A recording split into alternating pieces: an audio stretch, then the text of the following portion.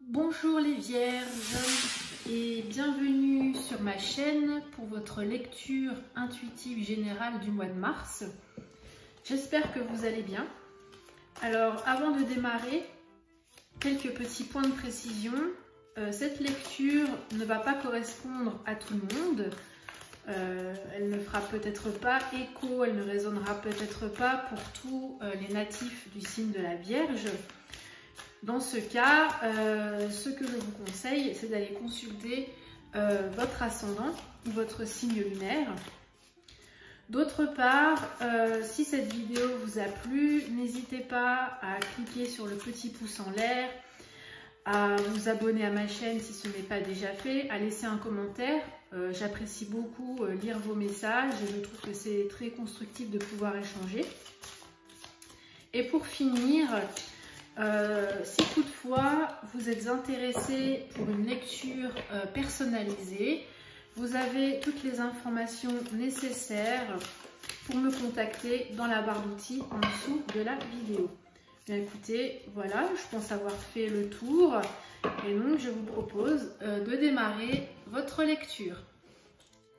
Alors les Vierges, pour ce mois de mars, l'énergie générale qui vous représente, c'est la carte de la force. Alors ici, j'ai le sentiment que la force, elle montre que vous avez dompté une situation ou que vous êtes en train de dompter une situation, que vous prenez à bras le corps chacune des circonstances qui auraient pu représenter un obstacle dans votre évolution. Donc vous voyez, c'est un petit peu comme sur la carte, le personnage qui saisit la gueule du lion et qui impose sa force par rapport à l'autorité naturelle donc, du lion. Pour vous, je pense que c'est un petit peu le cas pour ce mois-ci, ou du moins ce qui vous caractérise. C'est-à-dire que vous faites preuve de maîtrise intérieure pour réaliser vos objectifs, pour accomplir vos désirs, avec réellement la force mentale qui est nécessaire. Et ici, cette force mentale, elle représente votre dynamo. C'est vraiment l'atout déclencheur, l'atout majeur pour pouvoir aller de l'avant. Et cette force-là, elle est nécessaire parce que si on regarde d'où vous venez, donc votre passé, hein, alors le mois de février, fin février, et l'énergie avec laquelle vous entrez dans le mois de mars, on a quand même la 3 d'épée. Et je peux vous assurer que la 3 d'épée, c'est pas rien.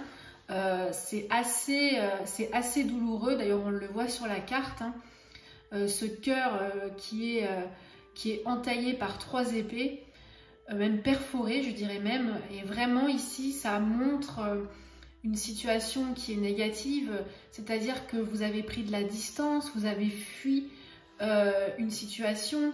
Ça peut aussi exprimer la rupture, l'abandon, le rejet, donc c'est vraiment une carte qui est très difficile. Et quelque part, elle montre que vous avez été coupé dans votre moteur principal, le cœur. Parce que qu'est-ce qui nous fait vivre dans le sens propre comme dans le sens figuré? C'est le cœur, on a besoin de notre cœur. Et ici, il a vraiment été, tranché à vif. Et la 10 d'épée qui l'accompagne, alors c'est une carte qui est très difficile aussi, mais on pourrait l'assimiler à la carte de l'arcane majeur, l'arcane sans nom, donc plus communément appelée la carte de la mort, alors bien sûr au sens figuré. Mais ici, je pense que la 10 d'épée, elle montre que vous êtes passé par des changements difficiles, ou alors vous êtes encore en train de passer par ces changements difficiles, mais c'est complètement nécessaire parce que c'est pour une amélioration. Et cette carte, la 10 d'épée, montre que votre situation, elle est arrivée à la fin. Alors oui, c'est douloureux, mais c'est salutaire, ça va vous sauver. Vous finissez un cycle pour en démarrer un nouveau, c'est donc un mal nécessaire. C'est vraiment une carte, même si elle paraît négative au premier abord, elle est porteuse d'espoir dans le sens où on voit que le jour se lève et dissipe les nuages et dissipe la nuit. Hein. C'est-à-dire que vous allez réellement recommencer sur de nouvelles bases, Ensuite, ce qui concerne votre mental, donc ce qui se passe dans votre tête, vos pensées, on a la 7 de coupe. Alors ici, déjà le numéro 7, ça prouve la fin d'un cycle, ça montre, pardon, la fin d'un cycle. Donc ça fait bien référence à notre 10 d'épée où voilà, on tourne la page du passé pour écrire un nouveau chapitre. Donc cette 7 de coupe, elle montre que dans votre esprit la situation est claire, vous faites table rase de cette 3 d'épée qui a été brutale, même si cet état de fait est encore nouveau et même si la situation est encore fragile. Et la 7 de coupe montre que vous êtes dans le désir d'un nouveau départ, que vous avez de nouveaux souhaits, le fait de rêver à quelque chose de nouveau. Et vous projetez un peu ce que vous souhaiteriez réaliser. Alors ça concerne toutes les situations sentimentales, professionnelles, personnelles. On voit sur la coupe, hein. Donc on a ce personnage qui fantasme, qui rêve, et on voit donc tous ces songes, toutes les possibilités auxquelles il voudrait accéder. Donc toutes ces coupes, voilà, qui sont fertiles, abondantes, riches et qui lui proposent plein de belles choses. Donc voilà, c'est un petit peu votre état d'esprit. Sachant que on a la 6 de denier donc, qui l'accompagne, et donc ça montre que ce désir il est encore précaire, fragile.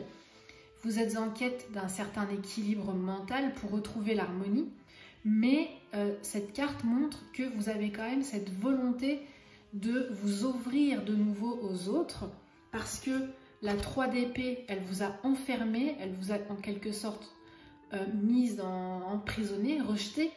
Et là, dans vos pensées, dans votre tête, vous avez besoin donc de nouveau de vous ouvrir pour donner et au final pour pouvoir recevoir. Donc voilà un petit peu votre état d'esprit. Là, vous avez donc de nouveaux souhaits, de nouveaux désirs et vous êtes dans l'optique de vous ouvrir par rapport, après une situation qui a été conflictuelle. Maintenant, ce qui se passe dans votre cœur, donc les émotions, tout ce qui concerne les sentiments, on a la 4 d'épée.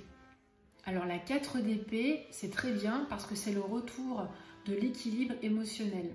C'est-à-dire que vous avez eu, je pense, une prise de conscience des épreuves que vous avez traversées et quelque part, vous avez volontairement choisi une certaine solitude, un certain retrait au monde, une solitude émotionnelle, mais c'est un retrait qui est complètement nécessaire parce que vous avez besoin d'un temps de repos après cette 3 d'épée, n'est-ce pas? On revient toujours au point de départ, hein. Donc un temps de repos qui est nécessaire pour pouvoir vous régénérer avant de repartir à l'action et avant de pouvoir vous ouvrir aux autres et de pouvoir donner et recevoir. Donc ici, c'est vraiment l'idée d'emmagasiner assez d'énergie avant de se remettre à cheval. Et l'as de coupe donc, qui accompagne la 4 d'épée, alors là c'est vraiment très positif parce que c'est un nouveau souffle de vie, c'est un nouveau point de départ pour recommencer, pour retrouver un nouveau potentiel. Et la coupe ici, vous voyez, hein, elle montre l'amour, l'abondance des sentiments.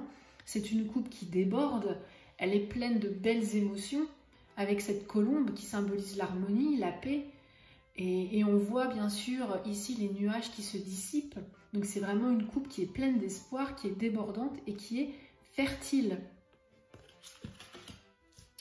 Ensuite, en ce qui concerne les événements à venir sur le court terme, donc l'avenir, on a le battleur et ça c'est très bien.